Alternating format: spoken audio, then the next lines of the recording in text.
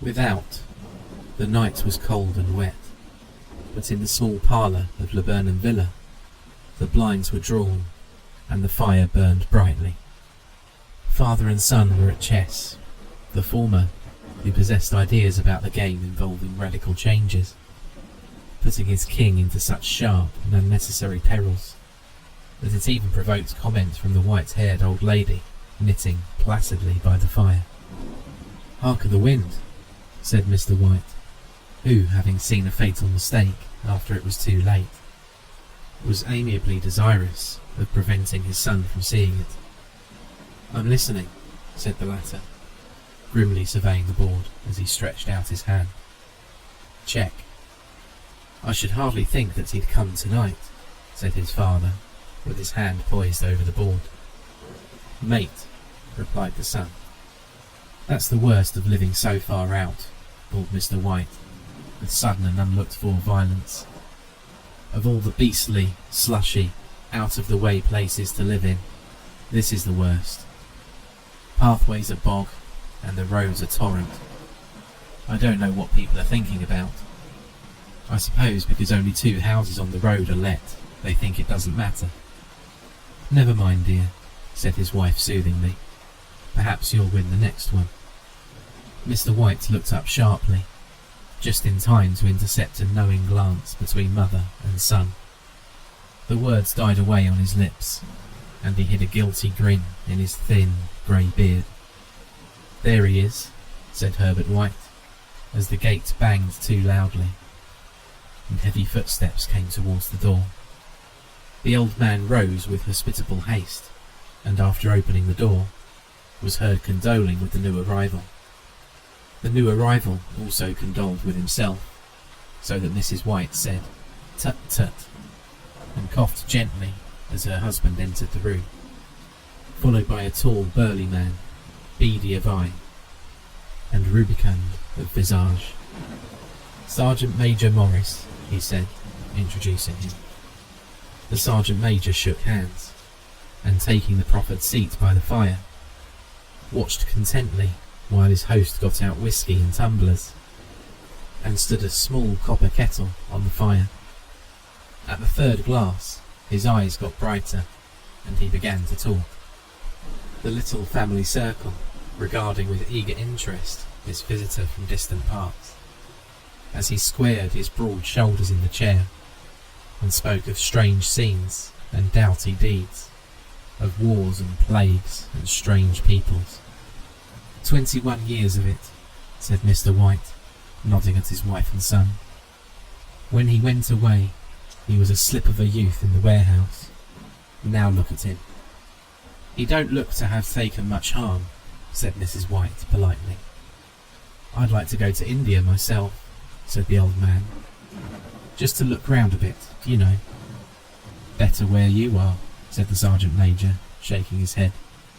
He put down the empty glass, and sighing softly, shook it again. "I should like to see those old temples, and fakirs and jugglers," said the old man. "What was that you started telling me the other day, about a monkey's paw or something, Morris?" "Nothing," said the soldier hastily. "Leastways, nothing worth hearing." "Monkey's paw?" said Mrs. White curiously. "Well, it's just a bit of what you might call magic, perhaps," said the Sergeant Major offhandedly. His 3 listeners leaned forward eagerly. The visitor absent-mindedly put his empty glass to his lips, and then set it down again. His host filled it for him. "To look at," said the Sergeant Major, fumbling in his pocket. "It's just an ordinary little paw, dried to a mummy." He took something out of his pocket and proffered it. Mrs. White drew back with a grimace, but her son, taking it, examined it curiously. "And what is there special about it?"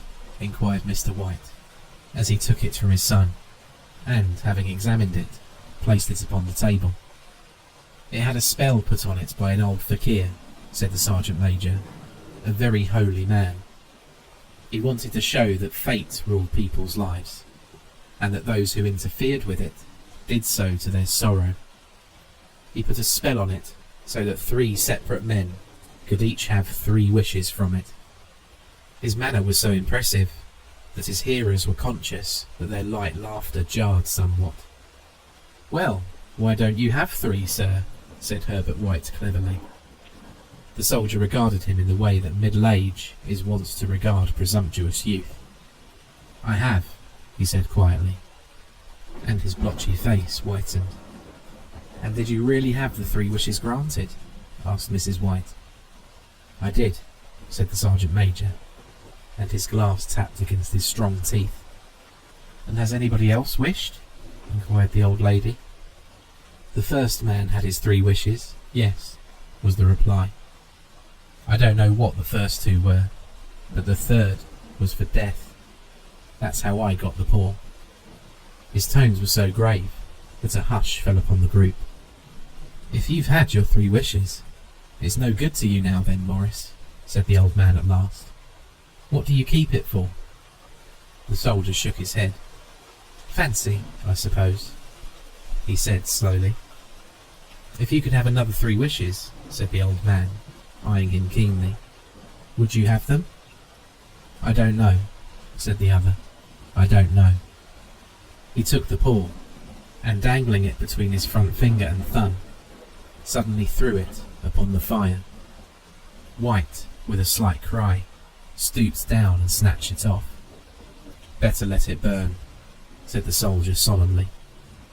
"If you don't want it, Morris," said the old man, "give it to me." "I won't," said his friend doggedly. "I threw it on the fire. If you keep it, don't blame me for what happens. Pitch it on the fire again, like a sensible man."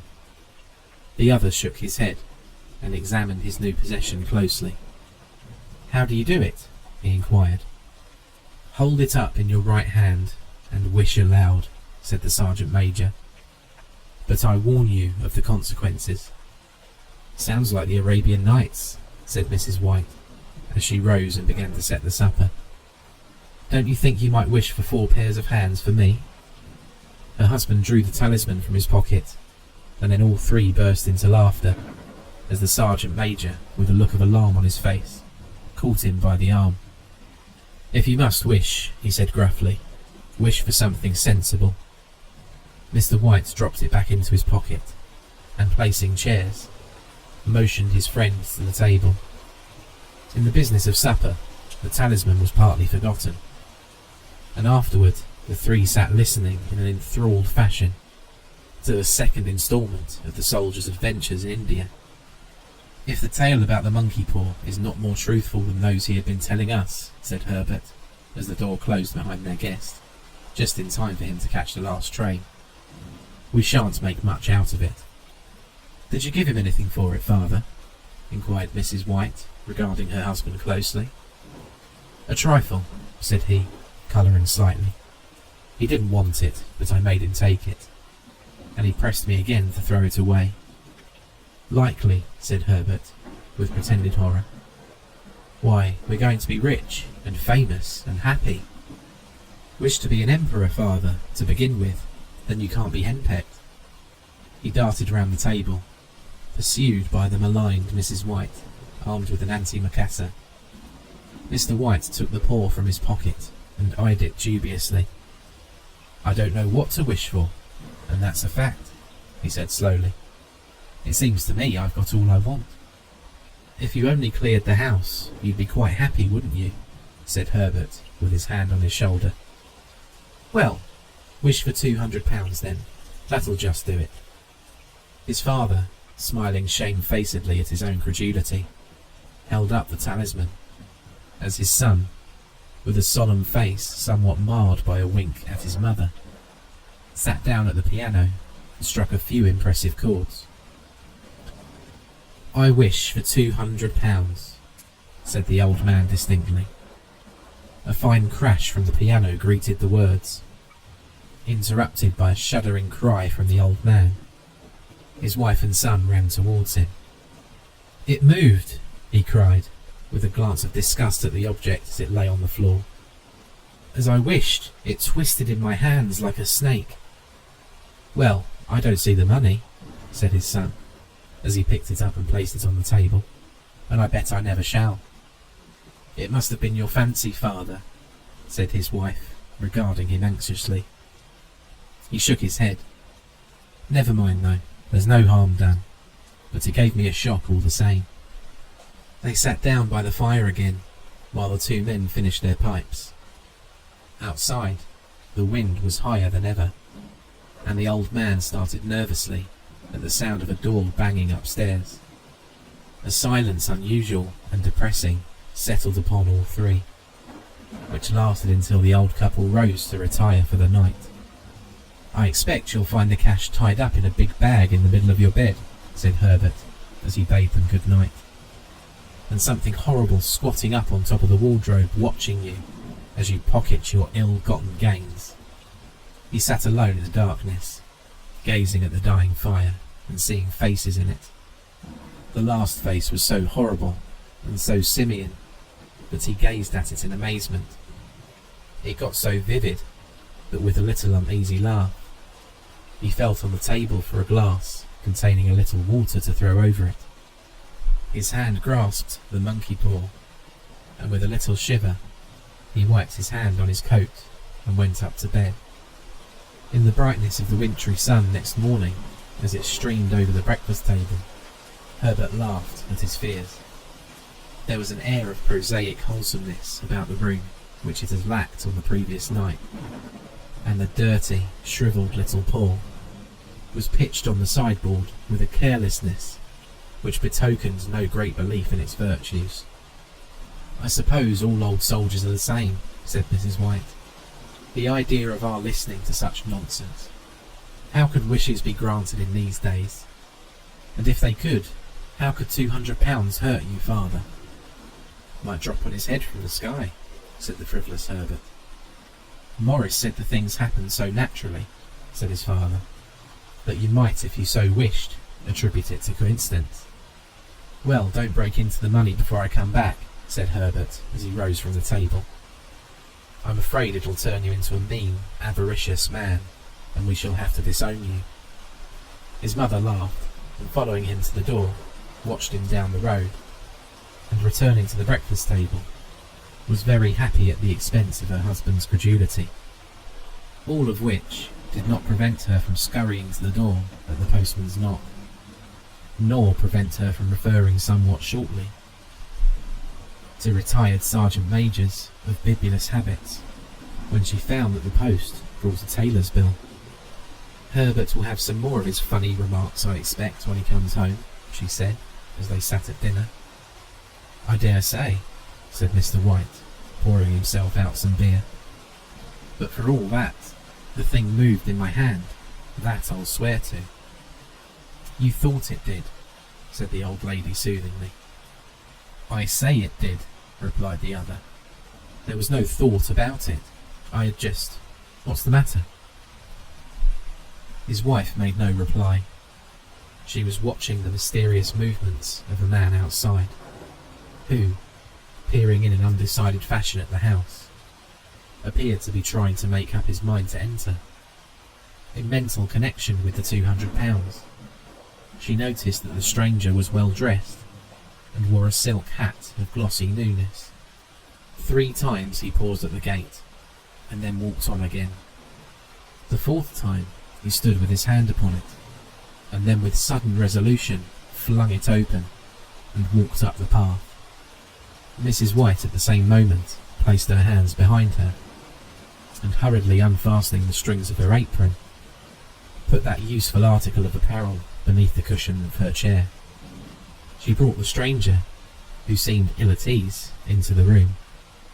He gazed at her furtively, and listened in a preoccupied fashion as the old lady apologised for the appearance of her room, and her husband's coat, a garment of which he usually reserved for the garden. She then waited, as patiently as her sex would permit, for him to broach his business, but he was at first strangely silent. "I was asked to call," he said at last, and stooped and picked a piece of cotton from his trousers. "I come from Moore and Meggins." The old lady started. "Is anything the matter?" she asked breathlessly. "Has anything happened to Herbert?" What is it? What is it? Her husband interposed. There, mother, he said hastily. Sit down, and don't jump to conclusions. You've not brought bad news, I'm sure, sir, and he eyed the other wistfully. I'm sorry, began the visitor. Is he hurt? Demanded the mother. The visitor bowed in assent. Badly hurt, he said quietly, but he's not in any pain. Oh, thank God, said the old woman, clasping her hands. Thank God for that. She broke off suddenly as the sinister meaning of the assurance dawned upon her, and she saw the awful confirmation of her fears in the other's averted face.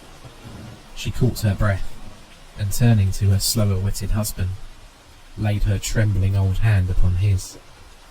There was a long silence. He was caught in the machinery, said the visitor at length, in a low voice. Caught in the machinery, repeated Mr. White in a dazed fashion.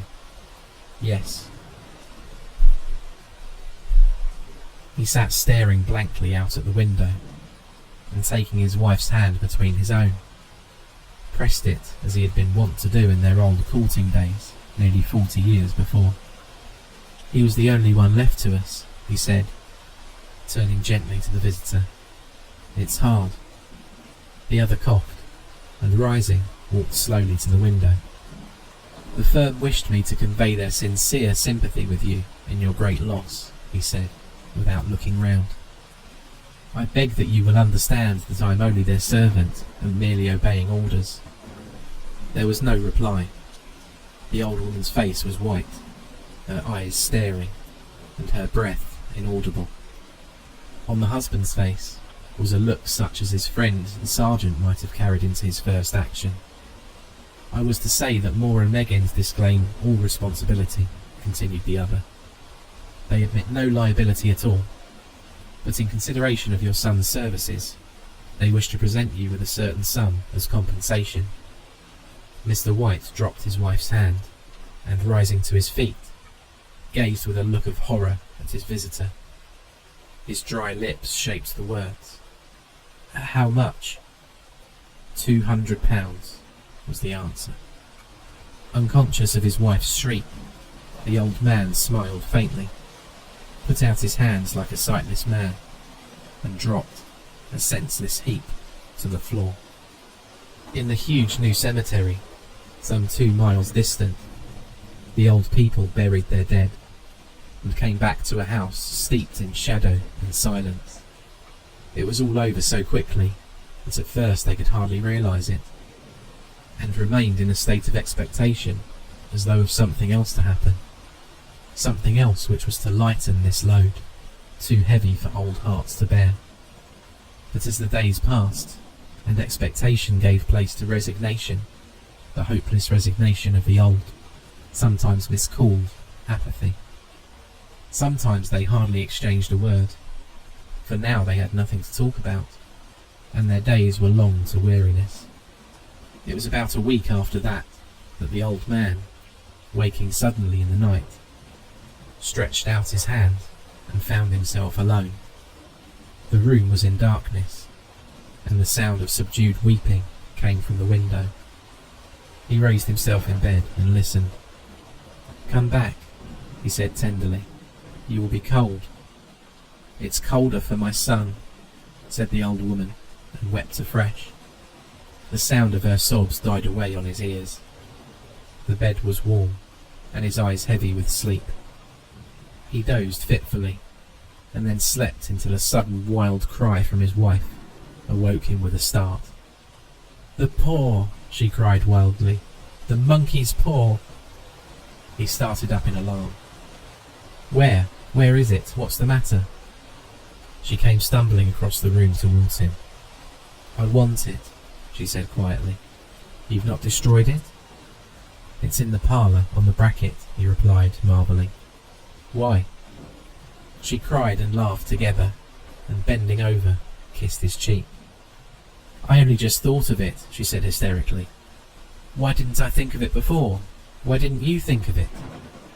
Think of what? He questioned. The other 2 wishes, she replied rapidly. We've only had one. Was that not enough? He demanded fiercely. No, she cried triumphantly. We'll have one more. Go down and get it quickly, and wish our boy alive again. The man sat up in bed and flung the bedclothes from his quaking limbs. Good God, you're mad, he cried aghast. Get it, she panted. Get it quickly, and wish. Oh, my boy, my boy. Her husband struck a match and lit the candle. Get back to bed, he said unsteadily. You don't know what you're saying. We have the first wish granted, said the old woman feverishly. Why not the second? A coincidence, stammered the old man. Go and get it and wish, cried the old woman, quivering with excitement. The old man turned and regarded her, and his voice shook. He has been dead 10 days, and besides I would not tell you else, but I could only recognise him by his clothing. If he was too terrible for you to see then, how now? Bring him back, cried the old woman, and dragged him towards the door. Do you think I fear the child I've nursed? He went down in the darkness, and felt his way to the parlour, and then to the mantelpiece. The talisman was in its place, and a horrible fear that the unspoken wish might bring his mutilated son before him ere he could escape from the room seized upon him, and he caught his breath as he found that he had lost the direction of his door. His brow cold with sweat, he felt his way around the table and groped along the wall until he found himself in the small passage with the unwholesome thing in his hand. Even his wife's face seemed changed as he entered the room. It was white and expectant, and to his fears seemed to have an unnatural look upon it. He was afraid of her. Wish, she cried in a strong voice. It is foolish and wicked, he faltered. Wish, repeated his wife. He raised his hand. I wish my son alive again. The talisman fell to the floor, and he regarded it fearfully. Then he sank trembling into a chair, as the old woman, with burning eyes, walked to the window and raised the blind. He sat until he was chilled with the cold, glancing occasionally at the figure of the old woman peering through the window. The candle end, which had burnt below the rim of the china candlestick, was throwing pulsating shadows on the ceiling and walls, until, with a flicker larger than the rest, it expired. The old man, with an unspeakable sense of relief at the failure of the talisman, crept back to his bed, and a minute or two afterward, the old woman came silently and apathetically beside him. Neither spoke, but both lay silently, listening to the ticking of the clock. A stair creaked, and a squeaky mouse scurried noisily through the wall.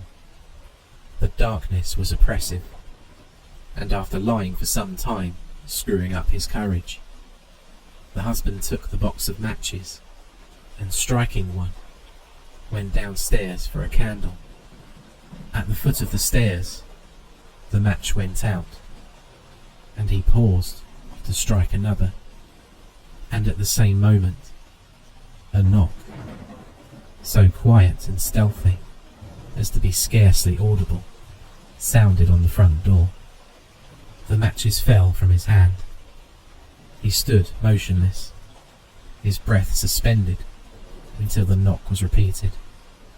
Then he turned and fled swiftly back to his room and closed the door behind him. A third knock sounded through the house. What's that? Cried the old woman, starting up. A rat, said the old man in shaking tones. A rat. It passed me on the stairs. His wife sat up in bed listening. A loud knock resounded through the house. It's Herbert, she screamed. It's Herbert. She ran to the door, but her husband was before her, and catching her by the arm, held her tightly. What are you going to do? He whispered hoarsely. It's my boy, it's Herbert, she cried, struggling mechanically. I forgot it was 2 miles away. What are you holding me for? Let go. I must open the door. For God's sake, don't let it in, cried the old man, trembling. You're afraid of your own son, she cried, struggling. Let me go. I'm coming, Herbert, I'm coming. There was another knock. And another. The old woman, with a sudden wrench, broke free and ran from the room. Her husband followed to the landing and called after her appealingly as she hurried downstairs. He heard the chain rattle back and the bottom bolt drawn slowly and stiffly from the socket. Then the old woman's voice, strained and panting. The bolt, she cried loudly. Come down, I can't reach it. But her husband was on his hands and knees, groping wildly on the floor in search of the paw. If he could only find it before the thing outside got in. A perfect fusillade of knocks reverberated through the house, and he heard the scraping of a chair as his wife put it down in the passage against the door. He heard the creaking of the bolt as it came slowly back, and at the same moment he found the monkey's paw and frantically breathed his third and last wish. The knocking ceased suddenly, although the echoes of it were still in the house. He heard the chair drawn back and the door open. A cold wind rushed up the staircase, and a long, loud wail of disappointment and misery from his wife gave him courage to run down to her side and then to the gate beyond. The street lamp flickering opposite shone on a quiet and deserted road.